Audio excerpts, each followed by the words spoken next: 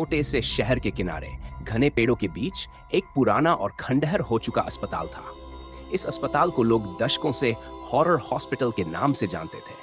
कभी यह शहर का सबसे बड़ा अस्पताल था, लेकिन एक भयानक हादसे के बाद इसे बंद कर दिया गया। कहा जाता था कि उस हादसे में सैकड़ों लोग मारे गए थे और उनकी आत्माएं अभी भी वहां भटकती हैं। कहानी की शुरुआत होती है अर्जुन, मोहित, काजल और सोनी से।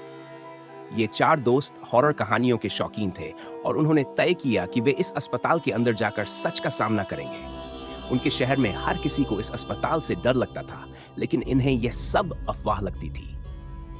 आखिरकार वे सब आधी रात को अस्पताल जाने के लिए तैयार हो गए।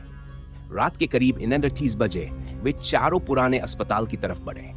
ठंडी हवा चल रही थी और चांद का हल्का प्रकाश अस्पताल की टूटी फूटी इमारत को और भी डरावना बना रहा था। जैसे ही वे मुख्य द्वार के पास पहुंचे, दरवाजा धीमे से खुद ब खुद चरमराकर खुल गया। काजल ने मजाक में कहा, लगता है कि यहां कोई हमारी ही प्रतीक्षा कर रहा है। बाकी तीनों ने हंसते हुए उसकी बात टाल दी, लेकिन उनके दिलों में हल्की घबराहट महसूस हो रही थी। अस्पताल के अंदर घुसते ही चारों ने चारों ओर देखा। दीवारें जर्जर हो चुकी थी, फर्श पर धूल की मोटी परत थी और हर कोने से अजीब सी आवाजें आ रही थी, जैसे कहीं से कोई सरसराहट हो रही हो। वे धीरे धीरे अंदर की ओर बढ़ते गए। अचानक मोहित ने देखा कि दीवार पर पुरानी धुंधली तस्वीरें थीं। उन तस्वीरों में डॉक्टर और मरीज दिखाई दे रहे थे, लेकिन उनकी आंखों में एक अनजाना सा डर झलक रहा था। अर्जुन ने कहा, चलो जल्दी से तीसरी मंजिल तक चलते हैं, वहां से ऑपरेशन थिएटर शुरू होता है। सुना है वहां अजीब चीजें होती हैं। बाकी तीनों सहमत हो गए और वे चारों धीरे धीरे सीढ़ियां चढ़ने लगे। जैसे ही वे तीसरी मंजिल पर पहुंचे, उन्होंने एक अजीब सी गंध महसूस की। ऐसा लग रहा था मानो अस्पताल में अभी भी दवाइयां और ब्लीच की महक हो। अचानक अस्पताल की लाइट्स खुद ब खुद जल उठी और चारों के चेहरे डर से सफेद हो गए। ऑपरेशन थिएटर का दरवाजा धीरे धीरे खुल रहा था। अंदर एक ऑपरेशन टेबल पर एक धुंधली आकृति दिखाई दे रही थी। वह आकृति हिल रही थी, मानो कोई उसका ऑपरेशन कर रहा हो, पर वहां कोई डॉक्टर नहीं था। सोनी ने कहा, चलो यहां से निकलते हैं, यह जगह ठीक नहीं लग रही। लेकिन अर्जुन ने उसे रोकते हुए कहा, यह मौका बार बार नहीं मिलेगा। हम सच जानने आए हैं, तो इसे बीच में कैसे छोड़ सकते हैं। तभी उन्हें एक धीमी आवाज सुनाई दी, यहां से वापस मत जाओ, तुम यहां से कभी नहीं निकल पाओगे। यह आवाज किसी महिला की थी, लेकिन कमरे में कोई नहीं था। काजल ने घबराते हुए कहा, कहीं यह वही नर्स तो नहीं जिसकी कहानी सुनी थी। कहा जाता है कि वह नर्स ऑपरेशन के दौरान मरी थी और उसकी आत्मा आज भी यहीं भटकती है। मोहित ने उसे चुप रहने के लिए कहा, लेकिन उसकी भी आवाज कांप रही थी। अब चारों को यह एहसास होने लगा कि यहाँ कुछ बहुत गलत है। जैसे ही वे बाहर निकलने की कोशिश करने लगे, दरवाजे खुद ब खुद बंद हो गए। वे चारों एक छोटे से कमरे में फंस गए थे। कमरे में घुटन बढ़ने लगी और अचानक दीवारों पर खून से लिखे अजीबोगरीब संदेश उभरने लगे।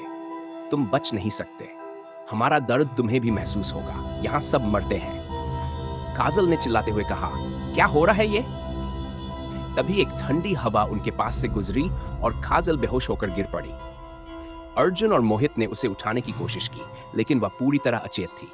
तभी ऑपरेशन थिएटर से फिर वही धुंधली आकृति उनके सामने आ गई। अब वह बिल्कुल साफ दिख रही थी। एक महिला नर्स, जिसका चेहरा विकृत और भयानक था, आंखों में खून उतर आया था। वह नर्स धीमे धीमे उनकी ओर बढ़ने लगी और तभी सोनी ने दरवाजे की तरफ दौड़ लगाई। उसने दरवाजा खोलने की पूरी कोशिश की, लेकिन दरवाजा नहीं खुल रहा था। नर्स की खौफनाक हंसी पूरे कमरे में गूंजने लगी। अर्जुन ने साहस बटोरकर कहा, हमने तुम्हारा कुछ नहीं बिगाड़ा, हमें जाने दो। लेकिन नर्स चुपचाप उनकी ओर बढ़ती रही, मानो उसकी आत्मा दर्द से भरी हुई हो और वह किसी से बदला लेना चाहती हो।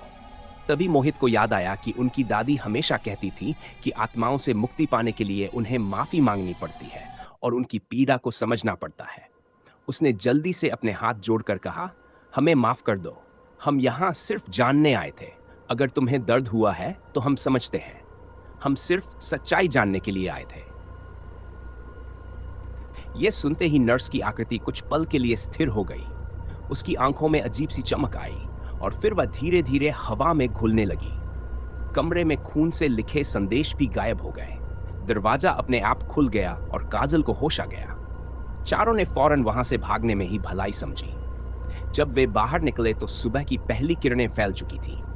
चारों ने एक दूसरे को देखा और बिना कुछ कहे ही समझ गए कि उन्होंने जो देखा वह किसी के लिए अविश्वसनीय हो सकता है, लेकिन उनके लिए यह जीवन का सबसे खौफनाक अनुभव था। उस दिन के बाद उन्होंने कभी उस अस्पताल का रुख नहीं किया। नमस्ते दोस्तों, मेरा नाम गुरजंट सिंह है और आप देख रहे हैं मेरे चैनल कहानियां जुवन। आप सभी का प्यार और सपोर्ट चाहिए। अगर आपको मेरी कहानियां पसंद आती हैं तो प्लीज़ मेरे चैनल को सब्सक्राइब करें और लाइक का बटन दबाएं।